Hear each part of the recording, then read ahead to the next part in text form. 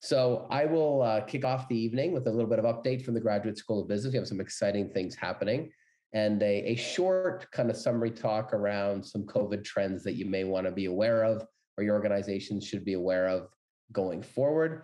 Then we have our special guest, who's an alumni and a founder of his own organization, Stephen, who will have follow me from there. We'll have an open Q&A, mostly for him, but if you have anything for me, we certainly can do that. And then as Connor mentioned in the intro, we will go in camera, not recording. If anyone has anything of a personal nature or something they don't want recorded or shared, to ask, and Stephen's open to that as well. Either of us will take you at that particular point in time. So quick update from those of us here at the GSB. It is, and Connor can attest to this, a very, very busy time. And we had a very, very successful week last week with our first annual Graduate School of Business Awards night. And I'll say a bit more about that in a second, but the feedback we're getting from people, it was really a resounding success after we'd hoped to do it in person, moved online, and we produced the video, which I'll talk about in a little bit in a second. We are hiring another full-time person to help with MBA recruitment in Portland, where we've got a good set of candidates, and we're hoping to add he or she to the team very, very shortly as we continue to grow our base in Portland. We have 5 new concentrations in the MBA. I'll show them shortly that are in the final stages of approval. We're very excited about and continue to grow. We're working with the University of Maine Systems Agency of Record, known as Vision Point, on a campaign for really positioning us and growing our brand and our presence largely out of state. And so that's happening. We're deep in listening. Some of you have probably been called or been involved in some of those feedback sessions, and we're very excited about that. And we have a really positive result from our US News ranking for the online MBA, which is under embargo and will be released shortly. So as I mentioned, we had a very exciting Thursday evening launch of our first annual Alumni Awards event. You can see it there. We're hoping this becomes a real staple of the MBA program. There is the link. Just we wanted to have it for you in the deck that will come around later. If you want to look at it, share it broadly, please do. You can see our 4 winners there. Connor, the producer, got a nice photo of him. He did an amazing job. And Taylor Boucher on our team worked very closely with him to pull this together with a number of us, Jamie and Jackie, who a lot of you know from our office, and then a number of supports from across our networks. The mayor of Portland was our keynote speaker, and we had talks from the chancellor of the university, the provost of USM and UMaine, and a number of our partners being Maine Outdoor Brands, the CPA Society of Maine, and our executive advisory board of the business school all presented awards. And we have our 4 winners, who you can see right there. It was a wonderful evening. We're moving. It's the system finally approved the investment of money required to renovate 304th Street. So for those of you that know Portland, it's right literally in the heart of the city in the old port, right near the ocean, walking streets. It's going to be wonderful. You know, Corona has kind of slowed a lot of things down. And so we're not going to be moving likely until the mid to late fall. So everything seems to be on schedule, and renovations are starting in about a week's time. So we're very excited about that. And you'll notice a lot of nice imagery that Connor profiled in the awards video, if you do watch it, coming from or outside and around that particular building, which was very, very well done. We've now signed an agreement, and we're working on the details of a dual MBA with a university in Kuala Lumpur. That's a very, very interesting private university that's got a lot of growth in the Indonesian, Malaysian market. They teach in English, and we're working on that. Very excited about what that's going to mean for us in the future as well. Our numbers continue to be strong. We're about 400 strong right now. We're tracking, a hair lower than that for next year, but that's normal this time of year. And as I mentioned, we're investing a lot in our marketing, different things. So the MBA program is doing exceptionally well and attracting a very diverse and out-of-state group. I mentioned the different concentrations. You know the ones on the left there. The ones on the right are the new ones that are coming, which we're very excited about, pending final approvals. You see things like engineering management, blue economy, et cetera, that are really fit with Maine. We have very, very strong faculty, and there's high job needs across the country. Very, very excited about those as they roll forward. And we also offer a number of joint programs. So just so everyone remembers, we're a lot more than the MBA. Okay, well, there's a little quick intro. Now I'm going to spend a couple of minutes reflecting on some post-COVID trends. And this really builds out of a couple of things. Connor and I discussing, what's really resonating with these huddles and what people kind of listen to. And We've done some special interest ones and some really tactical ones. And the tactical ones are getting much more pick up and play. So that was really where we started there. And then I did a keynote for the CPA Society of Maine in early December on this kind of topic, and it was well received. So we thought we'd build it out a little bit more and quickly just go through some things that a lot of you might be aware of, but maybe aren't thinking about, that are really happening as we kind of say post-COVID, but this thing's dragging on. But when we come out of this, what's changed in the world? What do we want to look at? What have we learned? Some pretty interesting things. And so we're going to walk through these, and happy to take questions on them or share stuff later as we kind of go forward. And the first here is around new talent. And I've been blown away. And part of, being a new dean, I'm now 7 months on the job. I've just been meeting people in the Portland business community. And anyone you talk to in most industries with skilled staff, they're really struggling to recruit. We're hearing numbers like salary requirements are 10, 15, 20% higher than they were in 2019. Really, really almost impossible to get people like computer engineers or accountants with experience or financial analysts, or they're very, very expensive. And then if you get them, bigger players are hiring them away, or cities with more resources, people can now live where they want. And you probably have seen these numbers, but it's really mind-boggling. And this is just what happened in the month of November, which was released in December by the Bureau of Labor. And that's, sorry, the little thing there, but that's the 4.5 million Americans quit their job without retiring. These are people that have just opted to do different things. They want a different lifestyle. Only one person needs to work. They're going to move to a different area. There's 10 million. It's been that way since the early in the pandemic, 10 million open jobs. And that's with 7 million people getting hired in the month of November. So just an economy that we've never even imagined before. My field of sport management, which was like, you're lucky to get a job with the Boston Red Sox or the US Olympic Committee or whoever, they're having trouble getting people to work with talent because just nobody wants those lifestyles. Nobody wants around their people, the flexibility. It's a very interesting time that we need to be aware of. What about those people you already have? So I've talked to a lot of these CEOs and groups about this as well. This is really cherishing the talent that you have. How do you retain them? How do you keep them? How do you prevent them from retiring early? What are people interested in? And a lot of us, I'm a Gen Xer, a lot of us are boomers that are in these kind of positions, and even older millennials have a hard time relating to younger millennials and these Gen Zers who are really money's not the big driver. That's been a real powerful learning for a lot of us older people in the current environment. People want a flexible lifestyle. They want to live somewhere different. They want to be able to have a hybrid work environment. They don't want to just go in at a certain period of time. They're willing to take pay cuts to do other things. It's a really, really challenging time. So if you've got talent that's there, really you need to cherish them, make sure they're happy, and keep them, because as you saw in the first one, it's very, very hard to replace.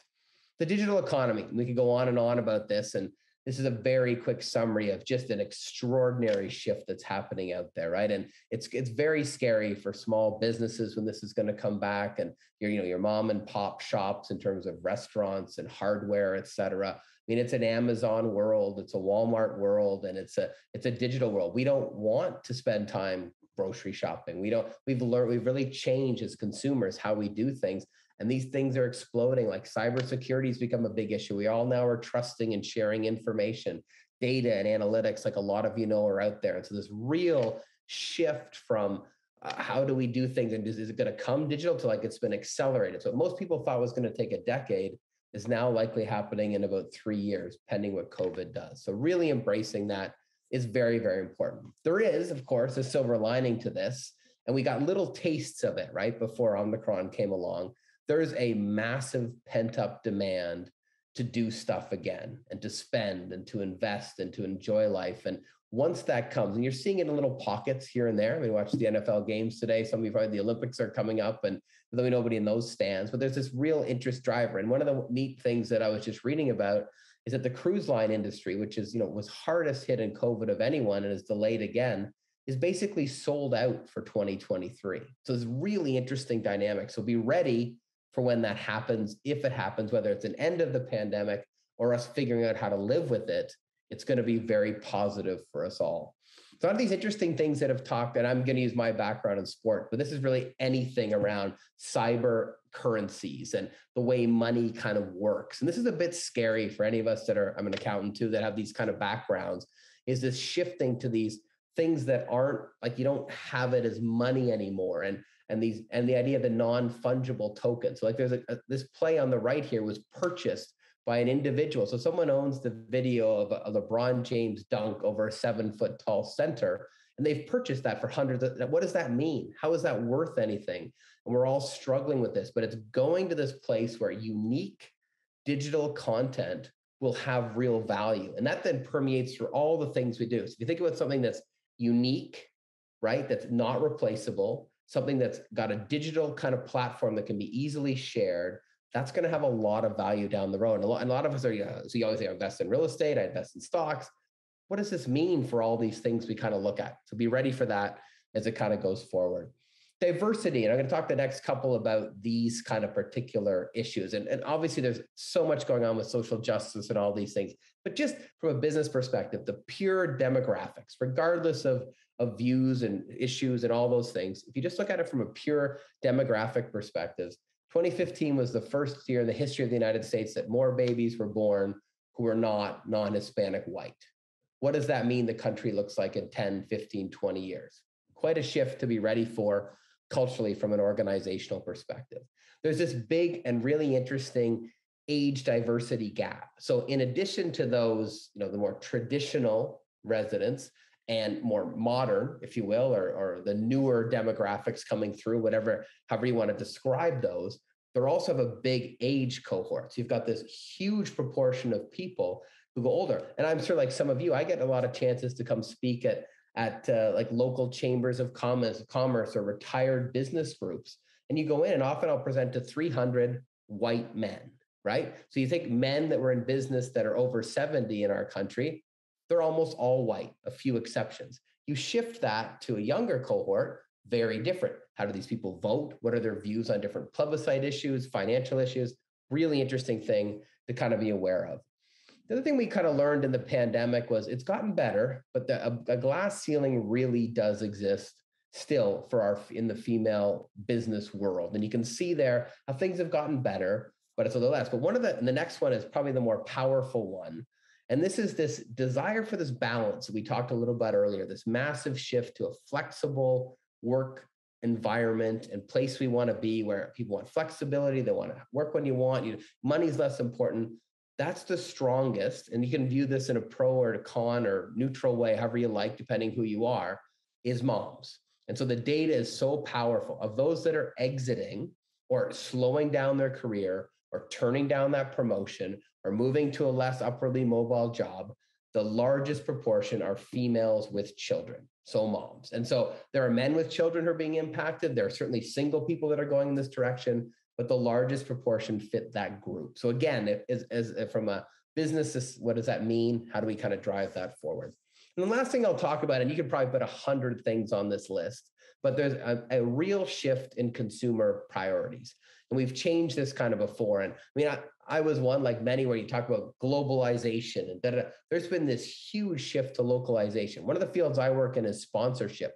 And the studies in COVID was big brands pivoted their investments from national and international properties and activations around them to things that reach people at the local level. So when it's maybe the frontline workers, it may be something related to social justice, people supporting local business or it's been this real interesting shift. So this whole idea of localization. The number 2, and this is a term you've probably all heard it, I really like it, is the idea of presence-free living. And so this thing is you live, but you don't have to be in a certain area. And this was coming for I think of my daughter who's 18, we're coming in this kind of environment anyways, but now it's kind of everybody. Like you can live, Connor and I, we work together all the time, but rarely in the same room, right? Filmed this beautiful video, barely in the same room. Organizations are functioning at home. They're shutting down their corporate real estate. But what is this kind of presence-free living that people want? Maybe not all the time, but in a lot of contexts, they really want. And then the last thing, and there's a bunch of trends under this that I just wanted to put out there, is this idea of privacy has really lessened. So think back a few years and how careful we would be about our online personas and our banking information. Now, I mean, heck, I just bought a house online. I bought 2 cars online when I moved to a different country. All these kind of things can happen completely digitally that couldn't happen before. So there's this real trust in cybersecurity and stuff we talked about before. And the idea of ease and access has overtaken from a lot of people the notion of privacy. So those are just some 3 examples of trends going forward. So with that, that's kind of what I wanted to share to get us going. And you certainly know who I am, and that's 10 hopefully interesting things you'll find and can be aware of, whether most of you are working, so you're in these environments, and there's lots going on, but really stay on top of it and really realize that these are not things that are going back, right? So the smart entrepreneur, the smart business leader, the smart business professional understands that these are trends that are going to continue and likely were anyways. And with that, I'm going to pass it over to Stephen Merrill, who's an alum. I've gotten to know recently, like many of you on the job. He was wonderfully reached out to us.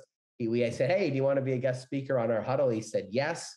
And we're really excited to have him. He's also the founder, let him talk about it, of his own organization, doing really cool things. So Stephen, without further ado, I will pass the floor to you. Thank you very much, Norm. I really appreciate that. And I'm really honored and excited to be here with all of you this afternoon, this evening. As Norm had said, my name is Stephen Merrill. I am an alum, both my wife and I, from the University of Maine. And, I'm going to talk to you really today about purpose and finding purpose post-pandemic. So, about 6 months before the pandemic, my wife and I were in a pivotal time in our life. And I was working the corporate field. I was managing a team of 20 internal team members. I was consulting with over 350 business owners every single day. And at the same time, I'm from New England. We had moved down to Miami, Florida, and my father was passing away. Found out my wife was pregnant. And at the same time, we're in the middle of a global pandemic. And we had just actually started our own company called Purpose. And so what I want to talk about today is, again, understanding the differences of really what it means to live a life on purpose. And I'm going to go ahead and walk us through what we work with. And it's really the first step that we all take with our clients. So we're working with NFL athletes to corporations, their leadership teams and employees. And really our entire goal is to help everyone understand, all right, what is your purpose on the personal side? Who are you? Where are you? Where do you want to go in your life? And how does that translate professionally? Because as we've been speaking about today, we're in the middle of the Great Resignation. 85% of team members are burnt out. 80% would leave their job tomorrow if they were simply paid more. So at Purpose, it's really become our duty to serve those who are serving so many others every single day. And so we're going to dive into it right here. And again, picture kind of in that pivotal time in your life. You might be there right now. You may know other people. You might be seeing your company going through a transition. And there are 2 key questions that I would like to ask you today. I had to ask myself these, and I want you to think about, okay, who else needs to hear this on my personal side and professionally? So the 2 key questions are, okay, who are you? And again, my father was passing away. My wife was pregnant. I was about to become a father. I was a business owner. I had to get really clear on, Steve, who are you? What are you doing in this life? And then on the other side, it's the overall question of, well, where are you? And we're going to dive into that. And I'll tell you why I've gotten laughed at by CEOs asking them that specific question throughout the pandemic, but we'll get there first. So the first thing I want you to think about, and I want you to ask yourself right now, and I had to ask myself this, is, well, what are you good at? And when we're talking about finding our purpose, this is not going to just be rainbows. This is not going to be fluff. I want you to understand, well, what am I really good at in my life? And a few examples of this, we've all either been in a classroom or we've all been on a sports team where there are people around us that were naturally talented at that, right? We have people who are just naturally gifted in accounting or naturally gifted. I played lacrosse at the University of Maine, naturally gifted in lacrosse. But there's a big difference depending upon what we are good at and what we actually enjoy in our life. And believe it or not, when I'm speaking with CEOs, with leaders who have massive teams, when I say, Joanne, what do you really enjoy in your life? I usually get blank stares. They're like, well, what do you mean? I'm really good at, leadership or accounting or taking care of my team. And I'm like, I respect that, but that's what you're good at. What do you enjoy? What is that internal fire in you? When was the last time you did something that got you up early in the morning because you wanted to, kept you up late at night because you were so excited upon this thing? So I'm going to ask you the same thing. Okay, what are you good at? And then what do you enjoy in your life, right? Now, the third question that we're going to go over is right here. And that is really understanding what our goals are. Now, we do not have enough time to understand how to break down our goals specifically, both for the short term, so the next 1 to 12 months, and the long range, the next 1 to 10 years. We hold seminars where this alone takes about 3.5 hours. So I will not bore you with that now, but I want you to think about, okay, when I'm getting clear on what I'm good at, and I really understand what I enjoy, well, what are my goals in this?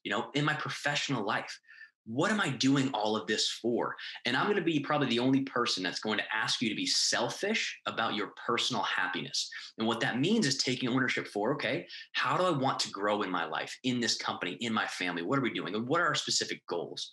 Now, the next question I had to ask myself, tying right aligned with what my goals were, is what do I want?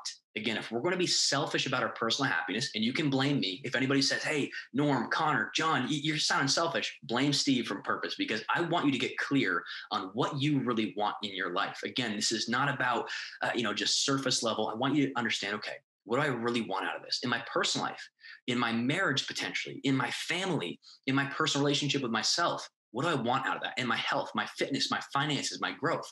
What do I want in my company? If I'm the CEO, if I'm the newest employee, what type of change do I want to be the catalyst for here? You can take that question applied to any area of your life. And so I'm going quickly for the sake of time to be respectful of your time, but I want you to start thinking about, okay, who am I? What am I good at? What do I enjoy? What are those goals? And then what do I really want? Is this making sense so far? Okay, great. Now, the second question that I had to ask myself, and I told you guys, I've been getting laughed at throughout this pandemic asking this, and it'll make sense. But the overall question is, where are you? And the reason I've gotten laughed at is when I'm speaking with the CEO of a company, I say, okay, well, John, where are you right now? They're like, Steve, I'm in my living room. You can see it through my Zoom call. I'm right here. I'm in the dining room. That's not what I mean. So I'd like you to write down or just take a note of these two words, internal and external. What this means is what are and where are our internal limitations and where are our external limitations? Now, I'm going to walk us through these really briefly. So an internal limitation, this is anything that we have been believing and telling ourselves time and time again. We've all heard of the subconscious mind and the conscious mind. These things are not made up. These are neurologically proven. There's a bunch of neuroscience to back it, obviously, as we all know. So internal limitations are, if I'm telling myself, Steve, you've never been a father before, you're not going to be able to do that successfully.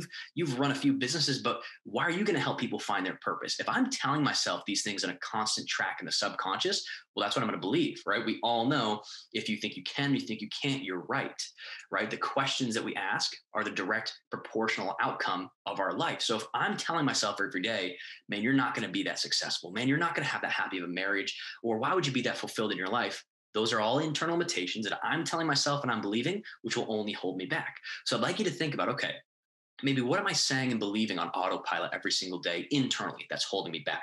Now, on the other side of that, our external limitations are quite literally from those things that are outside of us. So this could be, believe it or not, a spouse. This could be a family member. This could be a friend. This could be a colleague.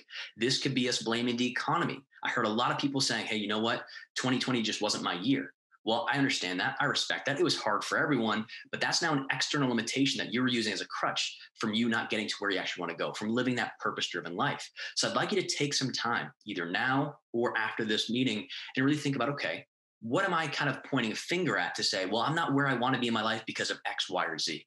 So when we get clear on our internal and external limitations, what we've just done is given you back the control that you need to really grow in a purpose-driven sense. Is this clicking so far?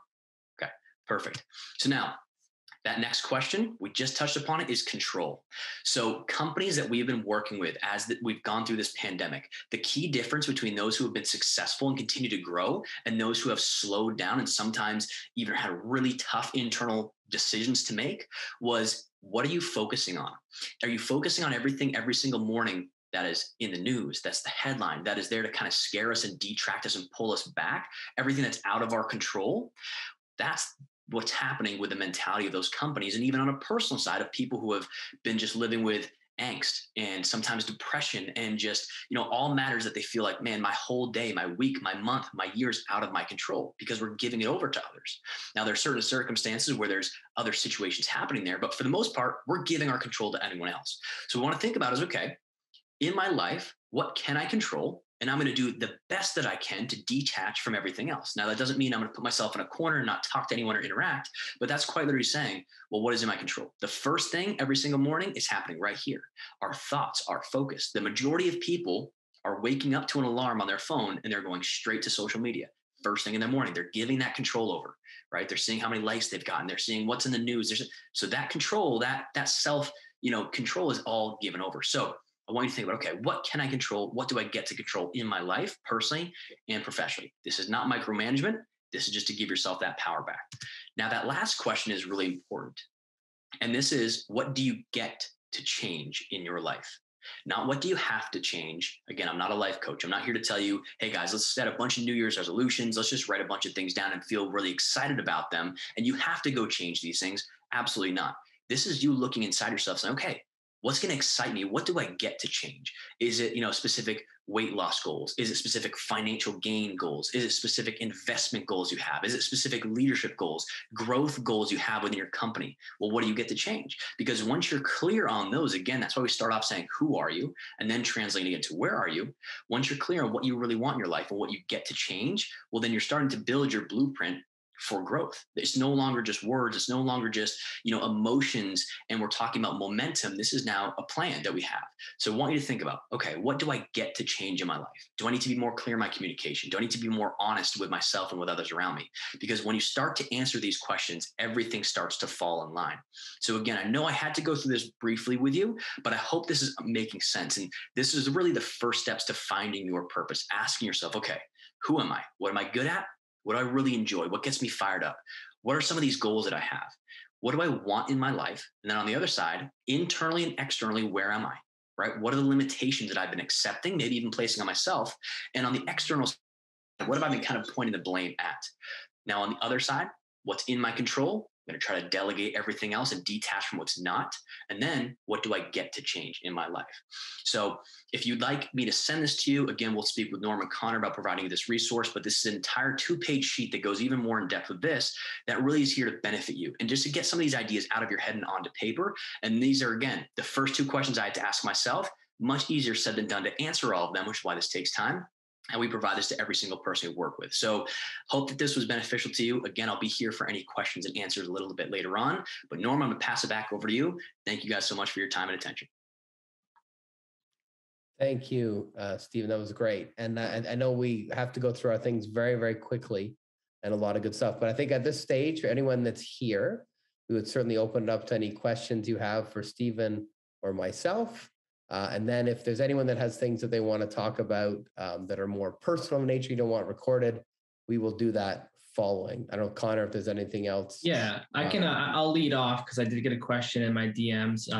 So I'll lead off. That way, if people have questions they want to think about, they can ask after. But Norm, this is in regards to one of your first slides. I believe in regards to the new jobs and the job openings. You mentioned 7.1 million new jobs, 10.6 million job openings. Do you know if this is related to new, work from home jobs or non-work from home jobs and those markets?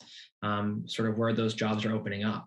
Yeah, it's a great question. And I mean, I looked, pretty high level at the data, but what really struck me was it's not all just STEM kind of jobs. It's not like, oh, wow, we have a shortage of 10 million engineers that have computer training or, nurses. And there's this mix of those highly skilled positions, which are very challenging, but there's also this mix, this just general, some levels of training, but just what you might consider an entry-level job or a job that you might have one credential, college training or some kind of apprenticeship or an on-the-job training position. And you're seeing places like, old age homes, for instance, or retirement homes offering $3,000 signing bonuses and $25 an hour for security guards, or for people to just, be there, not that are trained nurses or anything like that. And so there's this real interesting mix that we haven't seen before. I mentioned the tourism hotels are struggling to find people. Dunkin' Donuts is struggling to find people. You've probably all been like me. You're driving along at 10 o'clock at night and you pull into a coffee shop you usually do, and little sign in there, sorry, we don't have any staff, we're closed tonight. It's like, wow, that's weird. And so it's like, there's this really interesting across the board dichotomy. And one of the anecdotes that I've heard is electricians. And so electricians have historically, certainly in New England, have been paid relatively low compared to other parts of the country. And they're all of a sudden opting not to work. And some entry-level electricians are taking jobs in retail or taking jobs in manufacturing where they get that $3,000 signing bonus. And for a lot of people in a lot of walks of life, $3,000 signing bonus right now is awfully good. And so you think about some of those situations that are there. So it's really across the board, and it's quite a mix. And then what's also happening with those that are exiting they tend to be people that aren't in their 20s, but they're not in their 30s and 40s and early 50s. And they've decided, hey, I'm not really wanting to do this anymore. I'm working too hard. I don't really like it. My wife makes lots of money or whatever. We're going to move to a cheaper place to live, or I can consult a little bit, or, hey, I'm going to take one of these part-time jobs and pick this up. So it's completely different than anything we've ever seen before.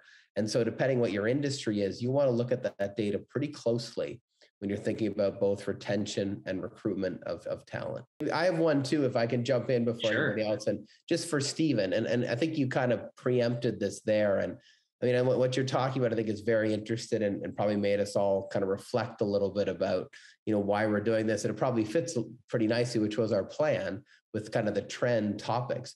But how do you respond to that challenge that you set up, that where you are kind of question, which makes us all think when we're in this kind of non-presence environment and future? So it's really different. Like a lot of people say, well, hey, I want to work on the West Coast, or I like to travel the world, or I like to work in Europe. And all of a sudden you can work in Europe from your screen. So how do you kind of answer that from kind of a positivity career development perspective? Yeah, that's a really great question. And one that we actually have conversations with almost every single day. So we're speaking in general of, okay, well, where are you? So we spoke about the internal and external limitations. What can you control? What can you change? We really start off with asking just a few more specific questions. And one of them is, okay, great. So you wanted to, move to Europe and do this or that. And now you're doing all these things, but you might still feel kind of detached. Typically, it comes down to one of two things. The first is the quality of the questions that we're asking ourselves, or the conversations we're having with ourselves. Because again, so many people are zoomed in, but they're checked out, meaning I'm here, I'm speaking with you all, but I'm mentally somewhere else. So a lot of times that being somewhere else is not on positive, uplifting, motivational, not in a rah-rah sense, but more concrete pillars that are going to help me move forward. It's typically on, well, I still have this bill to pay, or I still haven't seen the growth that I wanted to in this company. So what am I doing here? So that's the first question is, well, what are you really focusing on? What are the internal questions that you're having? And the second is, well, what are you doing this for? First of all, and how does your personal purpose, and sometimes they don't know what the personal purpose is yet, which is fine, but really, what is that why? What is that purpose? What is your reason for being with this company? And that is typically where that alignment comes in. Because again, when we're working with leadership teams or employees or team members of companies, if there's not alignment of, okay, this is Steve, I know why I'm doing this, what I'm passionate about in this company's mission statement, or what we create, their purposeful proclamation, it aligns with me, there's going to be much more loyalty, much more engagement, much more really fervor for the business and the growth. And I have such a passion for what we're doing here. That's a much easier conversation to help them just kind of get realigned with, okay, great. Remember, there's going to be ups and downs, left and right, just like we see in the stock market. You're going to have great days followed by maybe a tough client conversation or anything of that matter. But when you come back to understanding what your real purpose is in doing this, everything gets more aligned, which makes your steps through this process much more efficient. So when someone doesn't, and they're feeling that burnout, they're feeling that overwhelm, it's really okay. Let's cool the jets a little bit. Let's not come in and try to push you hard for all these answers now. Let's just get you thinking about, okay, well, what was the last thing you did that really got you excited? When was the last time you were just feeling so aligned and so just kind of effortless, if that makes sense, in what you're doing? When you start talking about that, usually it's that personal passion that comes out. And when you can tie that back into what they're doing professionally, things get back aligned. However, it's not always just a great puzzle piece fit. And sometimes people recognize, you know what, where am I right now? I'm not where I want to be. So then it's about, okay, well, how do we create that bridge to where you do want to go? And that's when it comes back to the first side. Well, okay, who are you? What do you really care about? What are your passions? What are your values? What are your pillars that you live by and truly stand by? And how can we align you with what you want to do professionally in that? So let me know if that helps kind of answer that question. Very good. Thank you. Thank you. Great, Norm. I just DM'd you a question from Jordan in our audience, sort of about that idea of, where he's at working from home, and maybe asking that question. Maybe Stephen, this is for you too. You guys can both jump in on this, but is this maybe the time to be making a transition from maybe your manager now to maybe jumping into more of an entrepreneurial sense, or maybe it's the other way around? Maybe there's so many jobs opening in the manager space that, maybe that's where you should be going. Yeah, I can go first if you want, Jordan. That was always a great question. I think a couple of initial thoughts would be, one, it kind of depends on the stage of your career you're at, right? I think someone like yourself, and I've gotten to know you pretty well, you would be well suited for that, right? You've got the network. You're probably in a financial situation, I'm assuming, where you can afford to take a little bit of risk. You know people to be able to function in the digital world. I think for the traditional entrepreneur, I tried this in my 20s. I'm sure you did. New companies, they all failed, but I learned a lot, right? Trying to do that. That's really hard now. It was hard then, but I think it's even harder because how do you connect to those real decision makers, which you could find ways to do before? It's getting trickier. And first of all, you have all those kind of traditional barriers to reach real decision makers, but now you've also got the health barriers to reach real decision makers around COVID. And they tend to be people that are older and maybe aren't as interested in being out there anymore. And so this kind of this presence that we're all talking about would be one thought. I think the second thought would be, if you think about, take the person out of it, think, well, what is the venture? And you know better than I do. It's got to be a great product. You have to have the right people. You have to have the right market, all those kind of things. Well, there are certain areas that are just exploding. And there's lots of examples out there of organizations that have done really, really well. I've met a couple in Portland, as I'm kind of meeting people around here that are just out of control. And these are organizations like in biomedical, that they had a little piece of something to do with COVID testing and how long they last. And you have another organization that was involved in environmental sustainability, looking at testing of different types of kind of soil in the ocean that's going to make it better. And you think and that whole aquaculture world's exploding. So if you're well situated, now, if you're in tourism, trickier, different places like that. And that traditional, I'm going to start my own hotel or my own bar or my own restaurant or my own consultancy, those may be a little trickier in certain places. So I think those are the two thoughts that I have. Is one is, what stage are you at and are you ready to go? And the second would be, what kind of industry you're thinking of getting into? And I'll let Stephen jump in. Yeah, that's a great question, Norm. I really, really like that answer as well. So my two thoughts are this.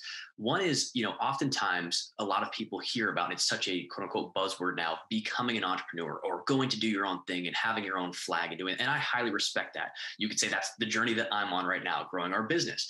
And really what it came down to, and I don't want to sound cliches, but it's understanding, okay, well, what is the purpose behind that? Why do you truly want to do that? Is it going to be something that in 15 years you look back on and you really feel some disappointment if you don't bet on yourself right now and go in? One of the phrases that we developed at Purpose is, are you more aligned with me versus me or me plus me? Are you betting on yourself, that me plus me? So if it's one of those things that you feel it and it's a pull, it's not a push, it's a pull every day. And you're like, man, I'm so excited about this. I have this idea or a multitude of ideas or investment opportunities. I would say bet on yourself and double down if, to Norm's point, you have some foundational processes or systems there that you can fall back on. I think the fastest way for people to fail is just jumping ahead when they don't really understand why they're doing it.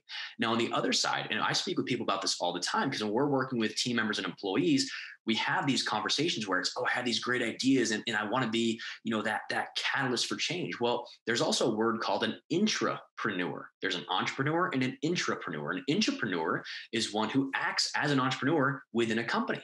So this might be someone who starts off as, an entry-level employee and works her way up to a management level, and then sees, okay, well, I can create this change that I truly care about within this company. I'm bringing in all these innovative ideas. They're working, some aren't, but some are sticking, and it's showing that I can grow here. I'm going to be an entrepreneur because I love this company. I don't necessarily want to take on or need to take on all the risk of being an entrepreneur outside on my own.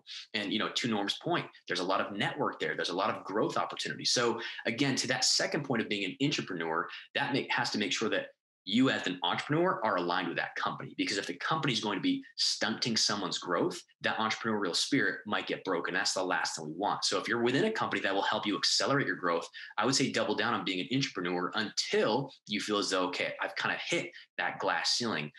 But if not, I would say bet on yourself. So I would think, okay, entrepreneur, why do I truly want to do this? What's the risk and reward there? We're never going to truly know until we do it. Or can I be an entrepreneur where I am right now and accelerate within this company?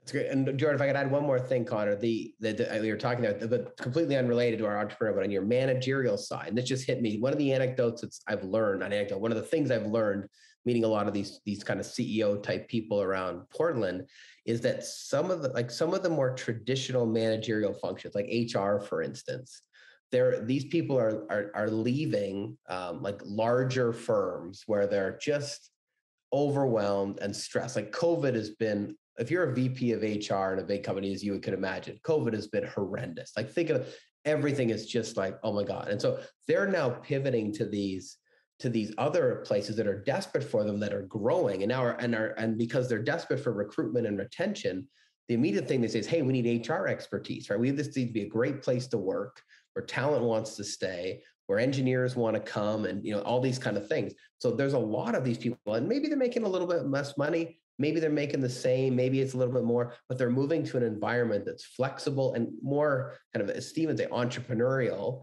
but they're leveraging that managerial. So that's also leaving, there's a long answer here, leaving the gaps in some of those bigger places in the more traditional field. So if you were, and I'm guessing this maybe you're thinking, if you're motivated and want to work, because a lot of people don't want to work that hard right now, there are opportunities in both of those pathways all over the place if you're willing to do it. Because the average person right now wants to scale back, be more flexible, enjoy more of their life. Did anyone else have anything? I have a question. Good. Dean Norm, this is Pank here, Dr. Pank Agrawal. Mm-hmm. This is a question for Stephen.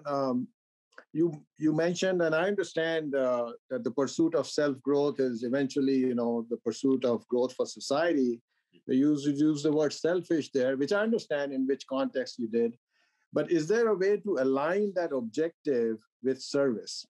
Because what stays behind when the individual is no longer in their position or no longer on the planet is the service that they have done. So at Maine, I've been here 16 years, and service is one of the things that we do. But I actually extend the service to teaching. That the teaching that I do is part of service, where it's not like I go by the clock and I say, hey, I can't reply to a student mail at 9 o'clock, just like Dean Norm has taken this great initiative and having this huddle at 9 o'clock in the evening. So to keep it short, how do you align that selfish pursuit with service to the greater outer? Absolutely. Dr. Pank, that's a great question, and one that honestly comes up not as often as you'd think. Because when I say to be selfish about your personal happiness, what I mean there is you need to start taking ownership on how you're feeling about things and not expecting anyone else to change that. And I'm the exact same way. I don't want people to be selfish and saying, I'm greedy for money, and so I'm going to do everything I can to make money. One of the keys that we focus on early on in our process is understanding the difference of success versus fulfillment. And fulfillment is really what you're speaking about, and legacy and longevity of that. So if you're focused on success, right? I hate to use the example, but it's a very relevant one. I always say, guys, why do we have billionaires who end up taking their own lives? It's because they've been focused on success, the amount of money we've made, the accolades, the awards. It's not a fault of their own. That's just how we've seen other successful people go.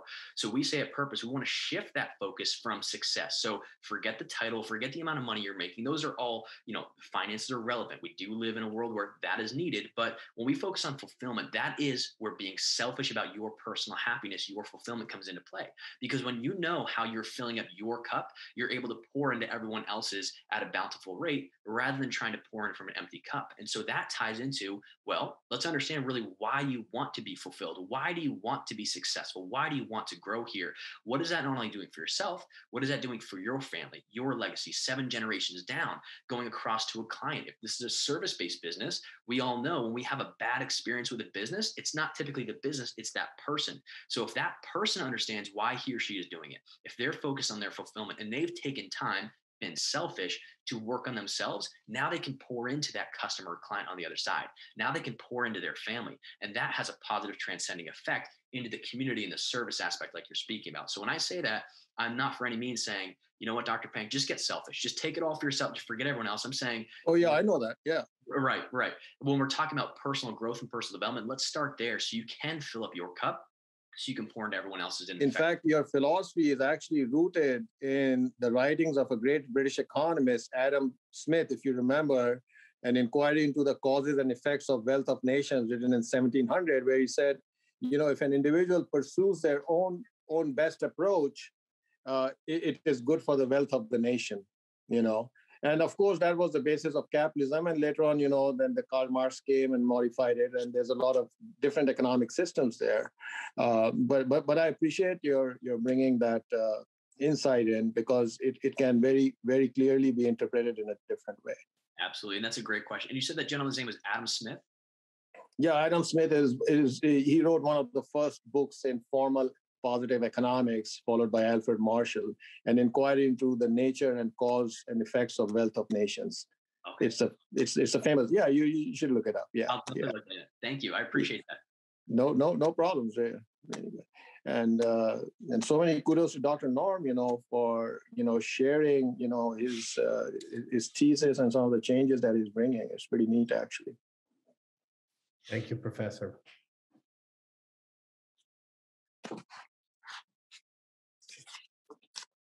I'm sitting outside. I got gloves on my hands, but that's my commitment. I very much appreciate it. And I know, as you know, this gets spread far, so lots of people will see it and they'll be very thankful too. Actually, if I may say, one of my awesome students in this new semester is on the video. And John LeBlanc, if you're not going to be shy, why don't you talk a little bit about the immense exposure that you bring in and the experience that you have in the transportation industry? Don't be shy. I know John LeBlanc is on the... No, I'm here. No, I am enjoying this semester. I've learned a lot so far here at the Maine Business School. Mr. Miller, I got a question for you. What aspects of emotional intelligence have you brought forth in your presentations to some of the people that you're working with? That's a really great question. So, we've touched upon one of them kind of just briefly here tonight in terms of detaching from your emotions. And when we dive into the conversations about leadership, we believe that there's leadership and then there's navigation. At Purpose, we say that we're navigators here. And what that means, like I said, we're not life coaches. We're here to help reflect and guide you to both find your purpose and go on that path. So in terms of emotional intelligence, we'll speak quite often and teach upon, how to obviously, first of all, understand your emotions and your thought processes, but really your habits. And so we've developed over 40 different tools on personal and professional development that we will provide when we do go into things such as emotional intelligence, because it can be, I'm not a neuroscientist, it's these things I study, but it can get a little complicating. So we have, really dive into the ideas and the aspects of, okay, if you're having negative recurring thought processes, whether that's personally or professionally, we're going to provide you a tool and a teaching on how to break that and recondition your neural pathways to really be empowered and understand really why you're doing these things and how you're going to propel yourself forward. On the other side of that, when we're talking about leadership, as we all know, it can be very difficult at times as a team member, as a leader, as a parent, as a spouse, but to maintain our level of understanding and to detach from our emotions so we're not being reactive, rather we're being proactive. So one of the tools that we developed is called the wagon wheel of communication. And what that means is it shows in every single team. So when we say team, it's really think of a partnership. There's a client, there's a company, a client team, company team, there's an account health, and then there's 4 external factors that are literally propelling every single conversation or partnership. So in that whole tool, when we break that down, that is understanding how to, first of all, give effective communication, receive it, understand what that person is trying to say, and how to intelligently, navigate through that. Because when somebody's either really upset with us in person, we can't be reacting. So it's teaching people how to understand, all right, this is where this person's coming from in a personal and professional setting. Here's where I stand on it. Let me try to see from a 30,000 foot view where they're coming from. Let me not take this personally. Let me not react right now, because that will blow out any situation we're in, and it's never going to serve us or them. And so when we're talking about emotional intelligence, it's very much situationally specific, if that makes sense, but we'll cover the gamut of it, because we've seen how the dichotomies of leadership are so strong. And if we don't know what's happening and we're not understanding where our team members are, where their thought processes are, where our clients are, we're never going to be able to connect effectively and continue this process forward. So emotional intelligence is, I think, I don't want to say it's more important than IQ, but it's very heavily important, because if we don't know what's happening within ourselves and others, it's going to be very hard to move forward. So let me know, John, if that helps answer that question.